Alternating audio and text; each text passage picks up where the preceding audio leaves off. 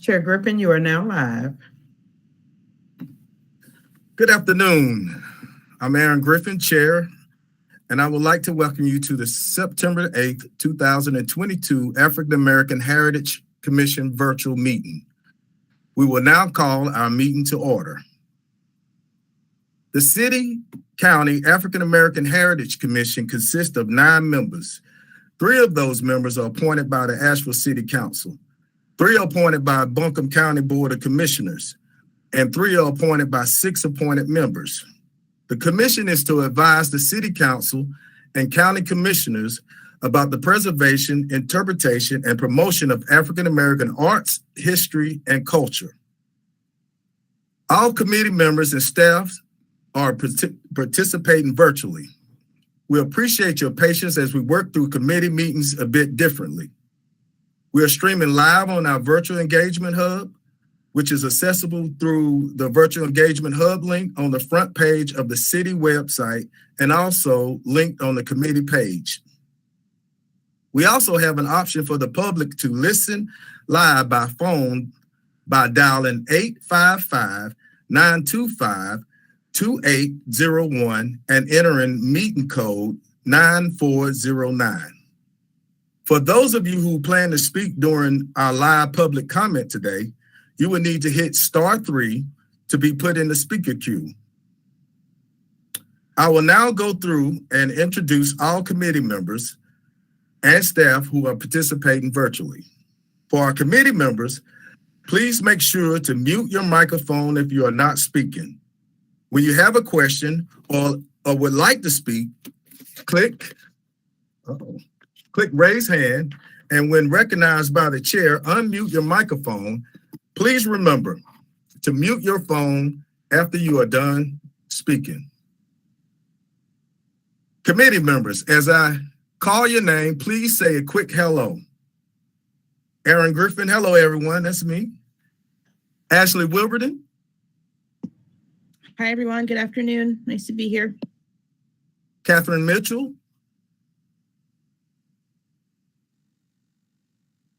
Michael Hayes. Good evening. Nice to see you all. Catherine Mitchell. I'm sorry. I thought I answered before. Okay, thank you. All right. Okay. We also have Brenda Mills, Director of Equity and Inclusion, City of Asheville. Good evening, everyone. Great to see everybody. Leonard Jones, Community Engagement Specialist, Buncombe County. Good evening, everyone. Sandra Kilgore, City Council Liaison.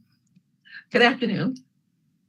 And we have some special guests back again. Alex Cole, Urban Planner, Planning and Urban Design. Hi, everyone. Thanks for having me today. Josie Ward, the Board President and Preservation Society.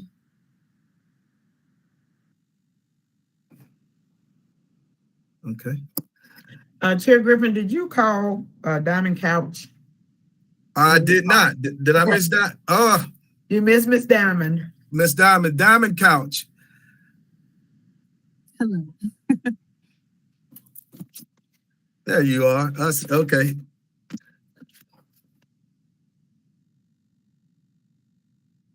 To help our audience follow along, I'll state each section of the agenda aloud. Again, I ask committee members to click raise hand and be recognized to speak. Please state your name each time you comment. Just a reminder that the public is listening on the phone, and this keeps them up to date on the order of the meeting and who is commenting or speaking. First up, we have the approval minutes of August 11, 2022.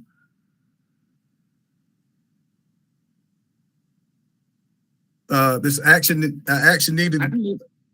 Go ahead. I'm sorry. Excuse me. This is Ashley Wilberting. I move to approve those minutes. I second that motion. Mitchell, second. All right. Thank you. Please take a few minutes to review and need a motion with a second for the both sets of the minutes. Once you have a motion and second, ask if there is any further discussions of the minutes. You don't need to read that. This is great. So Aaron Griffin, Ashley Wilberding, Aye. Catherine Mitchell,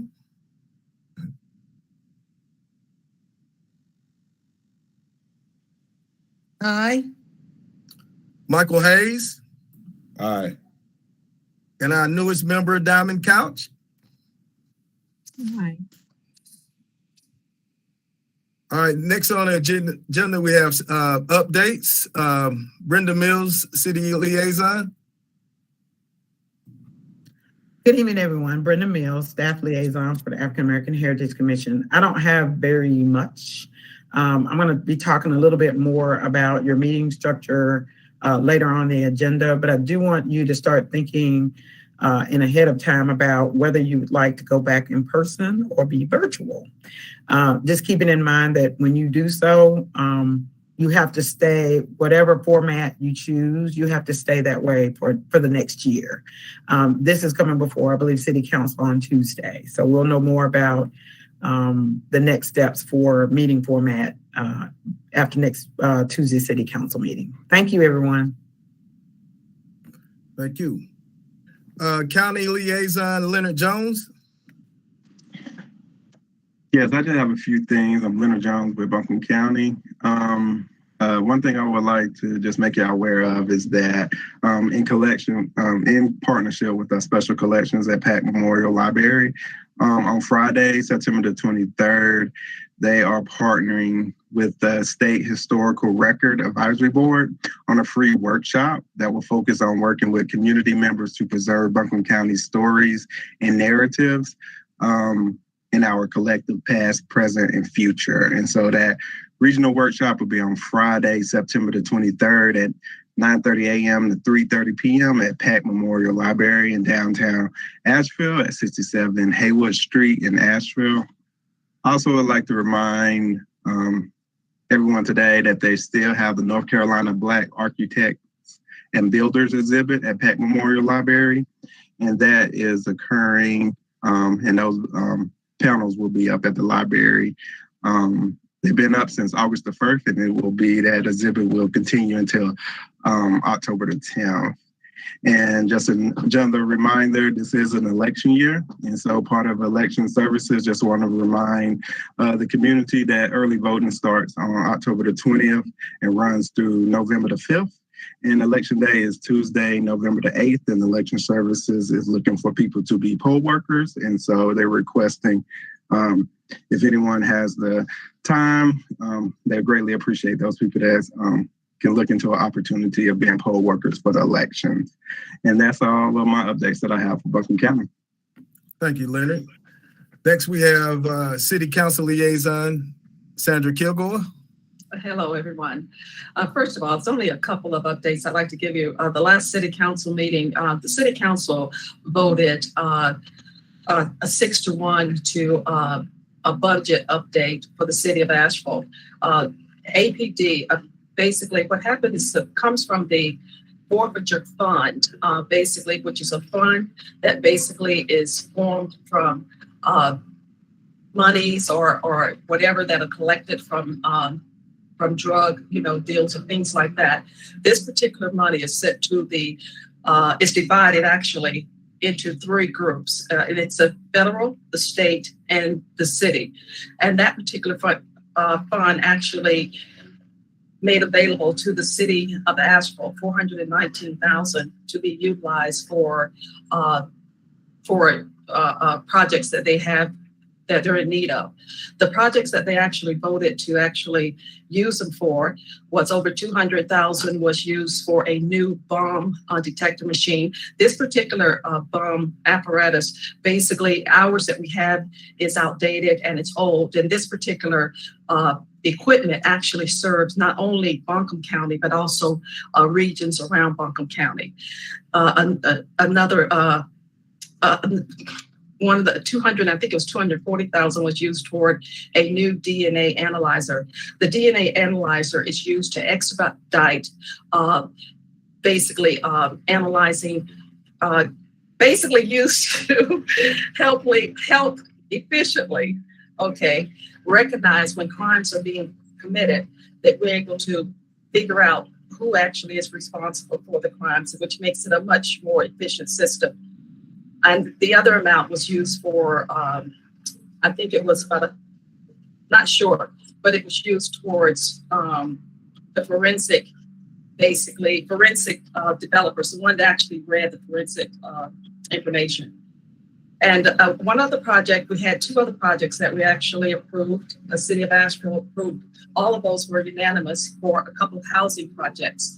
One of the projects is the 319 Billboard. Basically, we all voted unanimously to sell that particular property for $1 to the Laurel Street development out of Charlotte. This is a Black woman-owned developer that will be actually providing companion units for the Maple Crest development. So it's on 319. This particular development not only will have affordable housing, but it also have market rate rents. And also some commercial space will be used for that too. The other developer was Mountain Housing, requested an $850,000 loan to purchase land that was on Tunnel Road. Basically, this particular development on 16 Restaurant is the address. And what it would actually do would provide between 50 and 60 units. And all of these units will be affordable. Of these affordable units, a certain percentage is set aside for basically children that have grown out of the system as far as foster homes. And what happened, a lot of times foster home kids are basically left, and a lot of these kids basically become homeless. So what we've actually did, I think we're setting aside 20% to be utilized to house basically a lot of the foster kids who have aged out of the homes. And that we're looking forward to because that's something that's definitely needed. Other than that, that's about it. Thank you very much. Thank you, Councilwoman.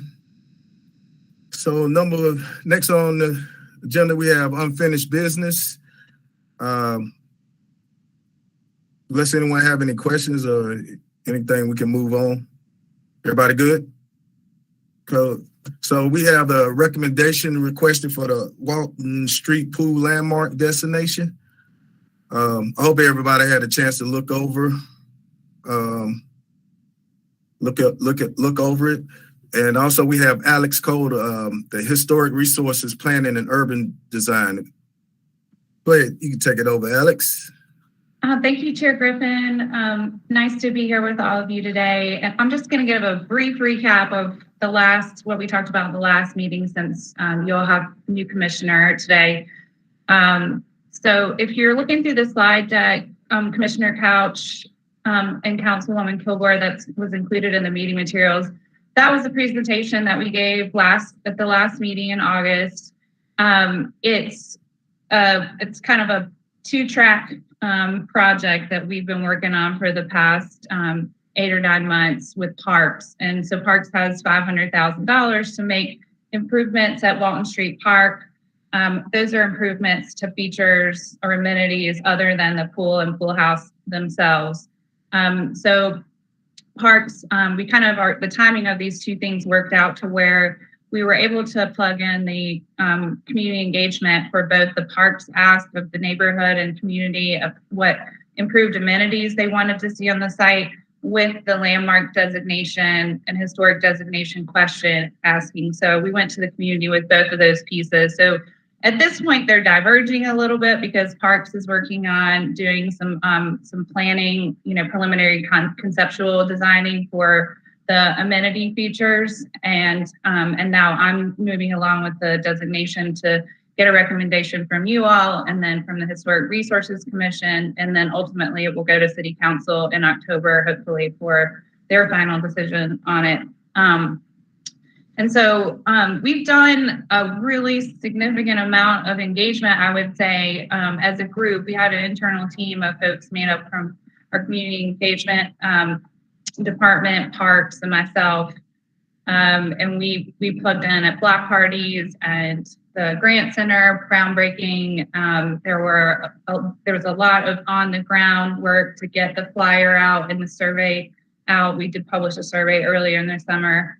And then based on feedback from the Southside United group a couple of months ago, when we had decided to close the survey, they asked us to leave the survey open and publish it to the wider community. So that survey has been open to the whole community for the last, I think, month or so, and it just, I think, closes this week.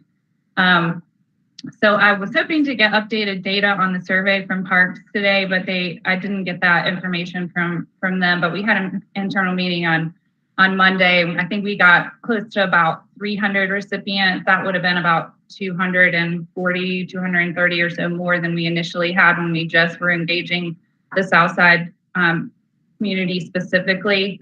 I think though statistically it stayed roughly the same. And so the ask on the historic designation was about 70% in support of the designation, either designation as a local landmark or listing in the National Register.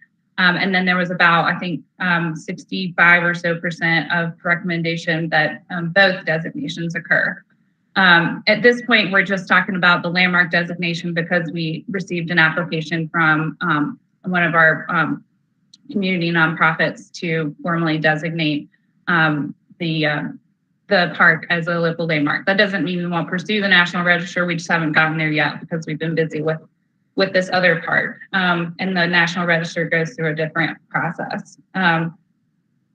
So I'm just going to now really briefly go through my staff report and then just turn it over to you all to ask questions. Do you have any questions about my recap of how we got here that I can answer before I jump into my short little staff report to you all?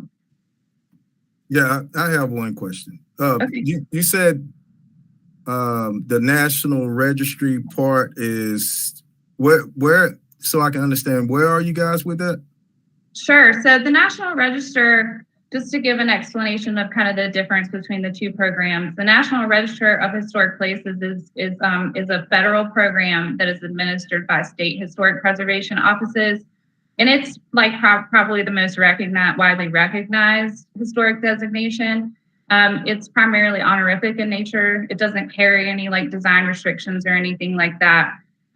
It does go through a different process though that takes about a year, maybe longer, because the state office has been short-staffed, just like most of our municipal government agencies have been. So, but we are certainly planning to do that. It seems like the community supports us doing that, and that would also give us some inroads to grant funding for potential programming or brick and mortar or anything else to honor and help enhance the pool structure itself and the pool building for whatever the community wants to reuse them as. So that's certainly a goal. We just haven't gotten to that kind of bucket of task yet, if you will.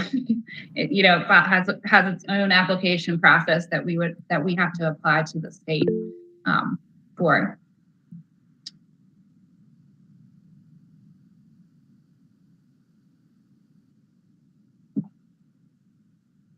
Looks like Josie has a question. I just wanted to interject that the Preservation Society contracted me to submit a local landmark nomination and a National Register nomination. And so I'll be doing that on the Preservation Society's behalf once I get all of the feedback from the State Historic Preservation Officer because of they've been reviewing the local landmark nomination. Thank you. Michael Hayes. Michael, go ahead. Yes, this is Michael Hayes. So I want to make sure I get an understanding of this, particularly because I had an opportunity to talk to some residents on the South Side as well. So you say there's 500,000 that is, for everything to be like refurbished, redone, with the exception of the pool and the pool house, right? But then there's still that interest for those who are, really want to fight for the pool. Now, if we get the register and whatnot, does that prevent us from changing anything if the money was to arise for the pool and the pool house to be completely refurbished? Sure, that's a great question. Definitely probably the one I've been asked the most. So one thing that is I want to make super clear is that historic designation, either as local landmark or as on National Register, doesn't preclude making changes to the features that are included in the historic designation. If it's a local landmark, it just means there's a process for reviewing those proposed changes to ensure that the proposed changes basically preserve what's, the historic character of the park and what's determined to be historic, which obviously we talk a lot about the pool and the pool house because those are, like probably the highest level historic resources in the park. So it's easy to see how, I can understand where there's a lot of confusion and sort of like wondering why the city is asking again, because it's hard to separate the use from a pool, right? From a historically used, that was historically used as a pool. The pool use obviously is being moved to the grant center, but there's definitely opportunity to reimagine how that pool space can be utilized as an amenity for the community. We definitely don't want to freeze it in time and make it a feature that isn't something usable. And what that becomes remains to be seen. I think it will just take some, creative planning and brainstorming with the community in terms of how we reimagine how those spaces are repurposed for the community to enjoy and celebrate. Go ahead, Mike. So that's the concern of the community at so it was like kind of double speak, right? It's like, okay, so we're going to do this, and no, it doesn't exclude us later on down the line, raising money to get everything refurbished, but we have to reimagine. So when you say reimagine, and we start speaking that type of language to the community that we're trying to, understand the preservation of that pool means more than just a pool that was one of the, it was one of the pools that was segregated, right? That's where the black, so it's more than just, and I'm speaking for the community because these are conversations that we've had, Mr. Griffin, myself, that we've had since the last time we met. So we want to make sure that we can go back with information that is, that's rich with what they want to hear, right? So that's why we're asking these questions. I want to be clear about what we take back to them and what we say. No, I totally understand that. And I appreciate the fact that you guys have had an opportunity to get feedback from the community members. Certainly I have not, I definitely have had very limited number of folks reach out to me directly, even though I think my name is out there in terms of the historic preservation piece, but it is complicated to communicate around. And I understand that it's a little bit confusing in a gray area of well, does the designation mean that it's, going to be, just that way forever? And I would say the answer is no. We want the community to utilize those assets to enjoy them, not for them to just be, empty spaces and remain that way. I think a lot of people think preservation means that something is, preserved.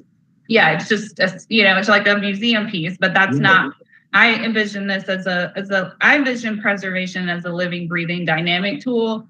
I like adaptive reuse is one of my very favorite topics because it involves creativity and placemaking or placekeeping and celebrating the places.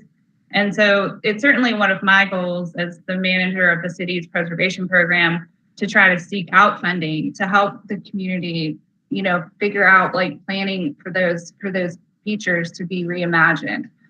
Because I would be remiss in recommending a designation if we couldn't breathe a new life, if I didn't see, avenues for breathing new life into those features with the community's input, of course. Catherine?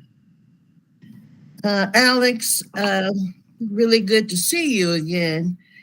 But I have a question. Are you aware that there are currently federal funding programs to restore pools and other amenities that attend to that at this very moment? Yes, and we've just been, to be honest with you, I am one person. We've been working on two other really big grant-funded projects.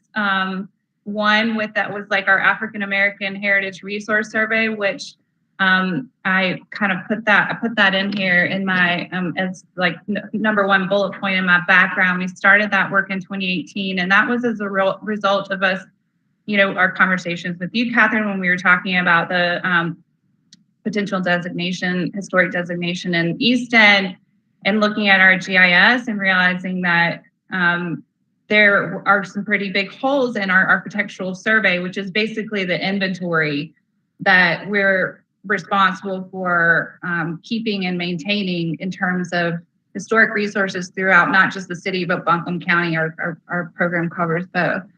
And so the holes were specifically historically African American neighborhoods that hadn't been researched and documented to document the historic resources in those areas. So we started that project in 2018. We didn't have a huge budget, so we were only able to capture about 75 historic resources. And when I say that, I mean like features in the built environment when we're talking about historic resources. They're like actual tangible spaces.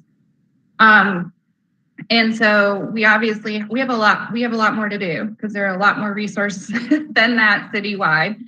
And so we kind of are like working our way through it in chunks. And so the second project we ended up working on was a project to help Burton Street update their survey so that we could create a pattern book for them. And that was sort of evolved organically out of the I-26 mitigation work. So that was something that we sort of got roped into without kind of setting that as a specific goal in terms of our programmatic goals. So that's a long way to answer your question, Catherine, to say that we definitely know that there are, big pots of money that we would like to apply for, including like National Trust funding. The National Park Service has funding. The National Endowment for the Humanities and Arts has funding.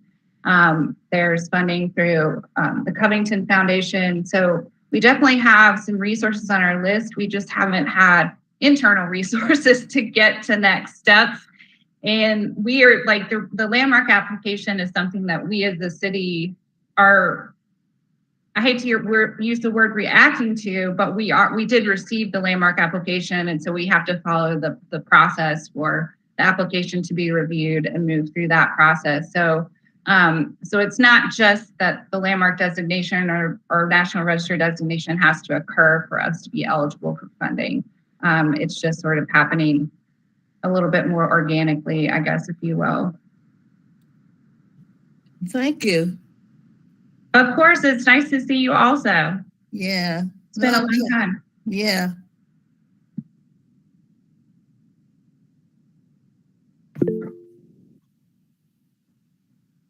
Absolutely. I'll send a list to, I'll share it with Miss Brenda and she can forward to you all. Because there's definitely, and I get a lot of emails that are like from these different agencies with different grant and funding opportunities that maybe even outside something that the city might apply for, but you might know other people or community partners that would be interested. So there's definitely a lot of money out there to support African American historic initiatives or creative projects or placekeeping projects. So, Alice, I just want to make a note because we may have people on the line listening. If you'll repeat the question that Michael asked, that would be great. Oh, sure. Commissioner Hayes asked if we would share the names of the organizations that are offering the grant funding that I was just describing.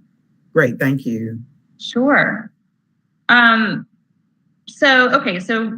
my background is sort of, I just went through really, we received the preliminary application for local landmark designation back in the winter. Then we, as I said, we plugged in with parks to do some community engagement, which was really great for us because as a department, we don't usually have the opportunity to plug in the same ways that our parks department does. So we we did several different community events in the spring, and then the survey's been open all summer. And I know that park staff has been going door to door. We made sure that we created a mailer that went out to every household in the South Side. They've been to Goombay, and I know they went to one of the Burton Street neighborhood meetings, and we put the mailer in all the different community centers around town. So we've really tried our best to make sure that the voices that need to be heard are heard on this. I know some of the comments in the survey were, why is this being opened up?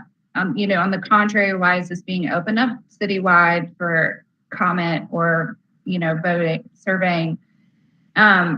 It's a challenge for us to necessarily always, direct engagement at just the voices we want to be heard. It can be a challenge. So I'm glad that we opened it up community-wide, to be honest with you, because we do recognize that it is a community-wide asset and important historic resource. But once that survey data is available and updated, I will definitely share that with Brenda also, so she can pass that along to you all.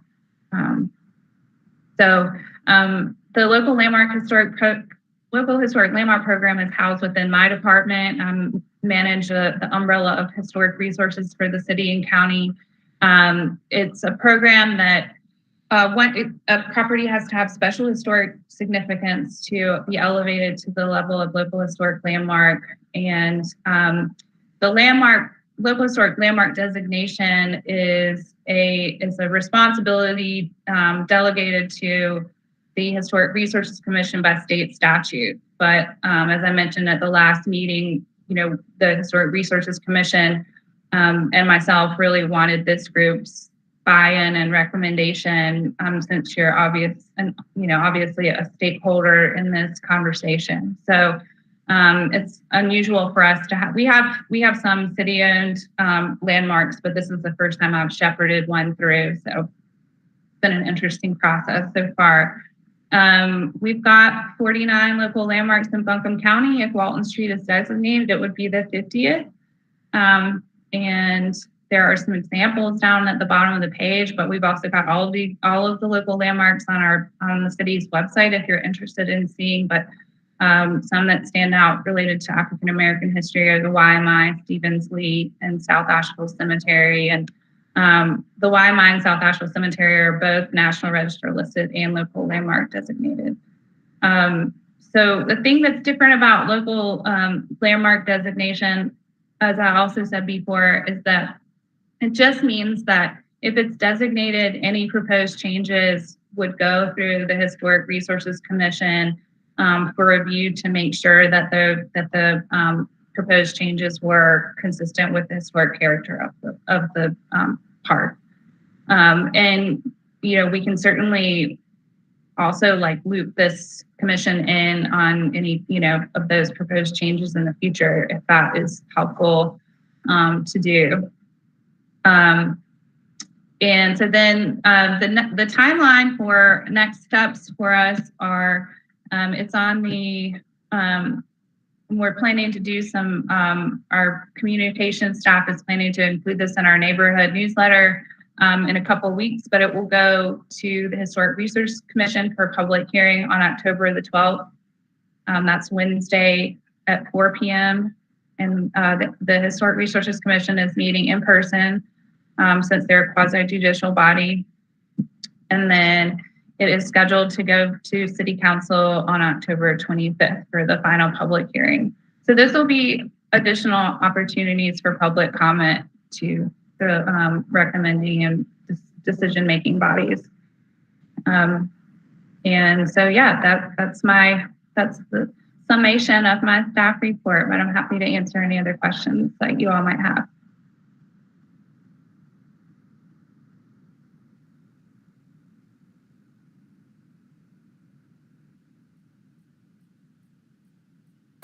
Yeah, I have a question. I hear you say your interpretation of preservation, that it doesn't necessarily have to be like it was, right? Is that what you're saying? Yeah, I mean, I think it's a balance, right? Let's say we created a board. I don't think we published it to the community because we were like, we don't know where we are with we're hovering somewhere in between with giving ideas and setting up an expectation that we had funding to do something right this second with the pool space itself. But we did a bunch of research on, ways that pool spaces were reused. And there were some pretty cool ideas out there. There were like little mini amphitheaters or like a community garden or some kind of entertainment venue or something. So anyways, just ideas for ways that space could be reinvented. I understand that. And that sounds great. But that's the only place my grandparents could go swim. And, it kind of bothers me to try to erase that. They couldn't go to Malvern Hills. They couldn't go nowhere else. And for someone to say to me that, not you, I'm just saying in general that, we don't have to do that pool. We can do something else. Preservation is preservation to me. It is art. It is history. It is like a museum to me. So I guess my interpretation is different from yours. I would like to, we don't have anything. This is our chance to really do something great. We can do this one right. We dropped the ball with a lot of other historical sites with Stephen Lee and Burke Street. We dropped the ball in we cannot afford to drop the ball with this one. It's right here for us. We have an opportunity to do something great. And that's what I'm hoping, and I did notice that more flyers went out since the last meeting. So good job for that. But there's still some people, even on Oakland Road, right behind there, don't know anything about it. And I'm also afraid that most of the people in that community with the age, they don't really know that's why I say this is an opportunity. They don't really know the history of that. And matter of fact, maybe a lot of people in the city don't know the history of that. It can be so big and so huge and so educational. We can actually do something great. Not just the plaque, not just not just that. We can do more. We have an opportunity. It's right here before us. So that's my piece on that. And thank you so much. And I was hoping you guys would come back this time around because I really care a lot about that area. Well, all of Asheville.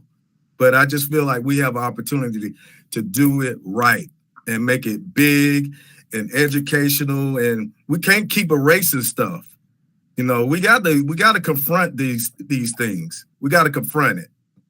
We can make it beautiful. We can make it, recreate. We can do all those things that you're saying, but that pool it's important. Anybody? Oh, we got some hands. Oh, who's first? Sandra? Or Sandra? Sandra?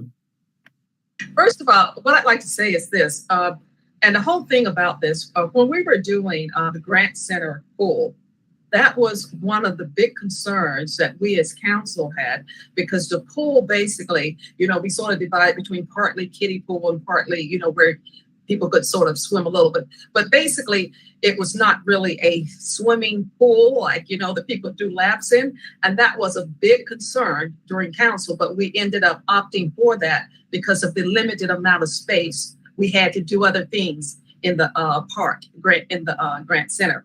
So this gives an opportunity to expand, like you said, to actually make the pool big enough and useful for the community and still preserve its original history. So I think that is a better route that people would be more interested in, because that's what we were concerned about. The kiddie pool, the pool down there did not allow us, the community to be able to have a real swimming area for that. So that's the way we could look at it, Aaron. That way we actually could preserve it for what it is, expound on, especially getting our children early education and swimming, things like that they don't really have access to. So it could actually work, tremendously. So that's the route, like you said. And I hope that, but like you said, the preservation, as far as I'm concerned, preservation means for use, and for use, we don't want to use it for anything other than, a pool. And so I think, So we're all on the same, a track as far as what we'd like to see. And I think the community would love to see that too. Thank you, Sandra. Brenda? Everything that's been said has been great. I actually want to make sure you asked Alex a question. I think she answered your question, but I don't think you understood. We're not changing that to be something else. We're just preserving the fact that it's historic. If you raise the funds and you want to put a pool back there and the city wants to match those funds, absolutely, a pool can go back there. What she's saying to you is, we don't have any plans to do anything. It doesn't mean that when it's a landmark, you can't go back and preserve what it was. Is that right, Alex? Yeah, I mean, I think I'm on the same page with you all, of course. Like when this was going, like same as council, when this decision was being made to move the pool, we definitely had concern about that as well, because we understand the importance to the community and that the uses related to the, importance and significance to the community. I wasn't part of that decision-making process. So I was sort of on the sidelines watching all of that happen. So fast forward to where we are now, I think, preservation means that we are honoring the history first and foremost. And that, if we can get down the road and that use can still be, and city staff says, or, city council agrees that they want to fund it to be a pool use again, then we are all for that, of course. We just want the community to be happy. That's why we're here asking y'all's opinion, because we just want to make sure that whatever I'm recommending to HRC and to City Council is, your voice is in that recommendation. So I really appreciate you all hearing me and all my spiel. I know it's a lot of information. Thank you. I just want the whole peanut butter and jelly sandwich. I don't want it just without the jelly. I'm with you. I've been really excited to work on this because I feel like it is, like you said, it's opportunity. It's the first word that came into my mind to help celebrate the community, especially since as the report thoroughly highlights how impacted this part of our African American community was affected by urban renewal projects over time. And we don't have very many institutional resources and community-wide resources like this left. So we definitely want to help the neighborhood honor it as best we can. All right, thank you. Josie? Yeah, I just want to say here to all that was just said. I would love to see this pool become a swimming hole again. And if this body decides to pursue any sort of grant applications, I just want to make sure you know that any of the research that I did, any of the writing that I did, I'd be happy to help or assist and share however I can. I think it's a really important project. So if you don't have my contact information, we'll get it to you, but please consider me part of your team. Thank you. Michael? I raised my hand. This is Michael Hayes, Commissioner Hayes. I raised my hand just to say thank you for offering that. We know that as we apply, as we start looking for stuff, we know that, having this information is going to be vital in order for us to, pursue funding. So thank you for offering that to us, Josie. I greatly appreciate it. Thank you. More than welcome. Any more questions? Shall we move on? Chair Griffin, Yes. Ms. Cole is here for you to give a motion and approval to move forward to go to historic resources and then the city council with the landmark designation. So we'll need a motion that the African American Heritage recommend moving forward with the landmark designation application. I motion we move forward with the recommendation for landmark designation. And I second.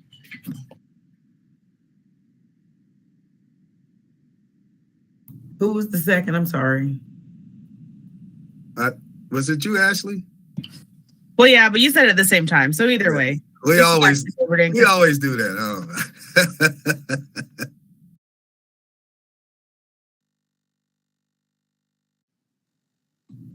You're muted and you need a roll call vote. All right. Roll call vote. Aaron Griffin, yes. Ashley Wilburton, Yes. Brandon Oliver, Yes. Catherine Mitchell, Yes. Michael Hayes, Yeah. and our newest member, Diamond Couch. Yes.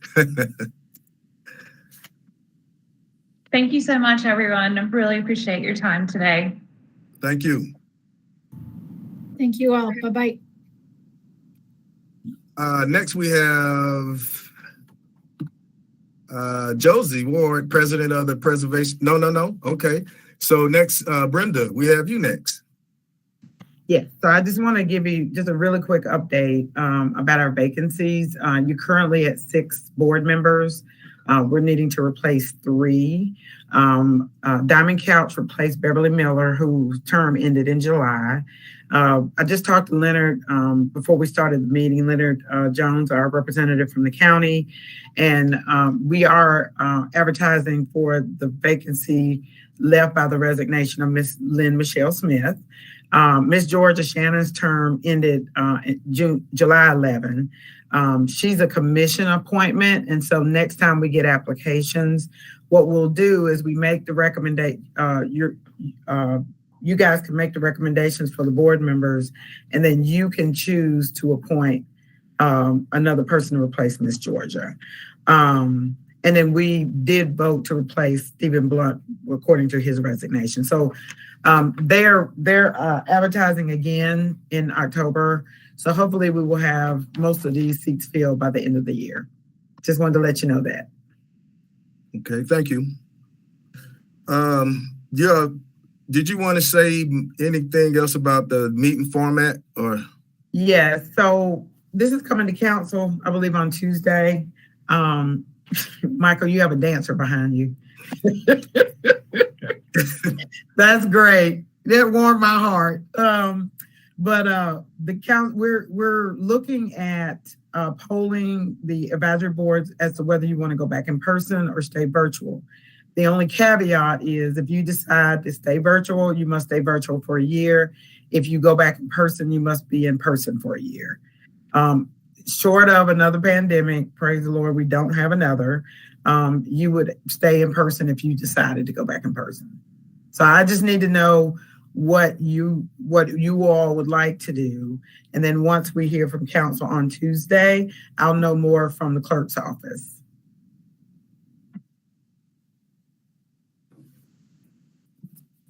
Well, I'll speak first. I would like to go back in person, but I can go either way, whatever's best for the whole group.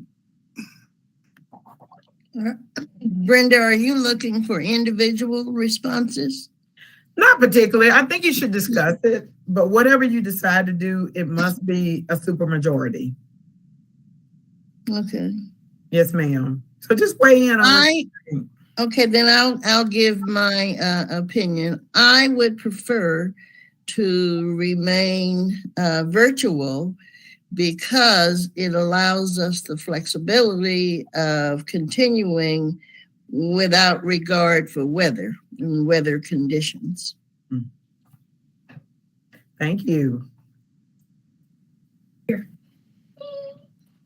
Okay, I'm turning on my mic. See, I hear the chaos that's going on in my house right now. So I like virtual because it allows me to do other things while we're having these meetings. But virtual or not, man, I just want to put this out there. Virtual or not, like today actually showed me the power that we can have once we set our mind to a certain goal, right? And we come together with all these unified voices from different parts of walks of life, man. And we talk about what we're supposed to be doing and what we're standing up for and what we're representing. Today touched my heart, man, just to hear people like in the same mindset that I'm on about this pool situation. Of course, we all in the community talking to community members, right? So virtual or not, man, I just want us to be persistent in how we keep connecting and building on what we're doing now. I love the group that we have. I can't wait till we get new members in. I don't even know how long my term is. I don't know how much longer I got left. We're gonna double check, Michael, but But like, I do know this works for me. So virtual is cool. I would love for us to be in person because, of course, y'all know me. I'm a people person. I love being around folks. But virtual allows me to do what I need to do and still take care of my family, still take care of Umoja and my business, and still be able to be present. So. Brandon, Diamond, Ashley. Any preference? Go ahead. We both did. I would prefer virtual. With this being on Thursdays, I just for the work day and what that looks like for me, I would prefer the flexibility of staying virtual. Although I would love to meet in person, I think the flexibility of virtual is important, especially on Thursdays for me. I was going to say the same thing. I feel the same way that Diamond and Michael do. I'd love to see you in person, but my family life and work schedule and my husband's schedule, it's so much easier to be virtual. So that would be my preference. Diamond and Ashley, y'all don't have to lie to kick it with this group.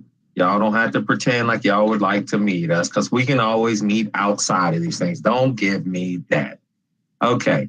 Now, Brenda, this is for you. What is I need a number. So a supermajority means you have 6 members. In order to have a quorum, you have to have 50% plus 1. A supermajority means you would have to have at least 5 members.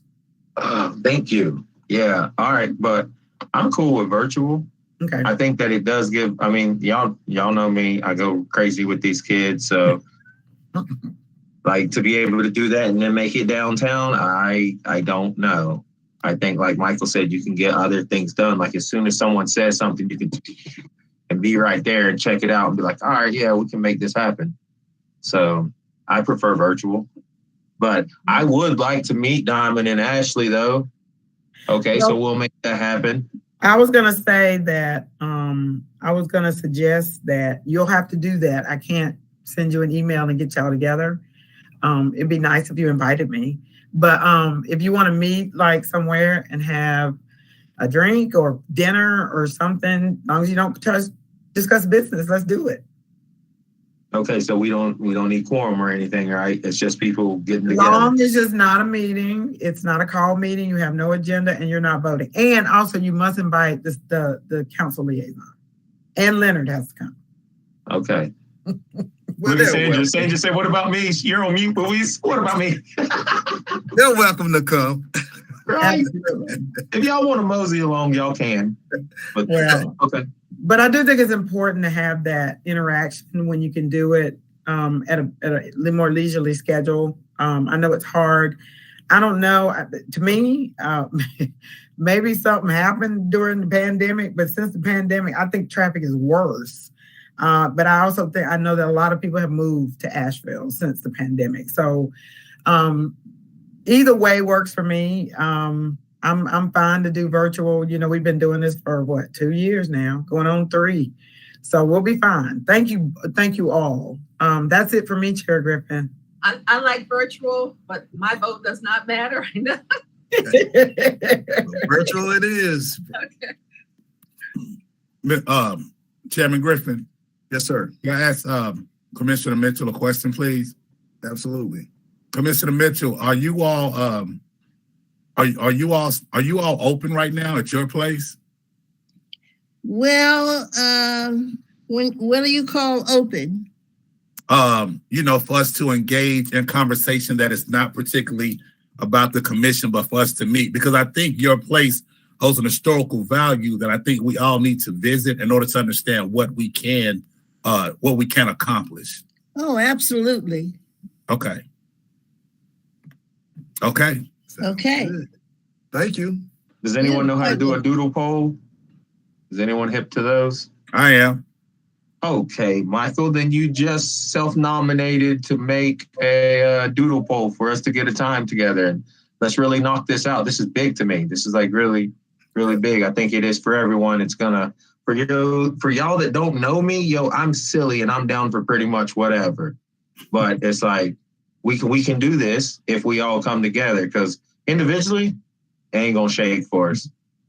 So let's use our power, but also at the same time, let's get to know who we're supporting, who we're standing out there with, because this is a battle, man. I don't even play. All of this has to do with specific terms. It's a battle just mentioning it in certain rooms. So I like to look on both sides and know that the person right there is going hard just like I am. I like to know what they're going hard for. So I'll tell you, I'll go hard for my family. So the future generations don't have to go through as much of the bull as we do. I'm not asking for complete clear. That would be cool. But in reality, just like a little bit less, maybe know how to navigate this thing called life a little better. All right, I'm gonna mute off, y'all. My bad. Thank you, Brandon. All right, so anyone else?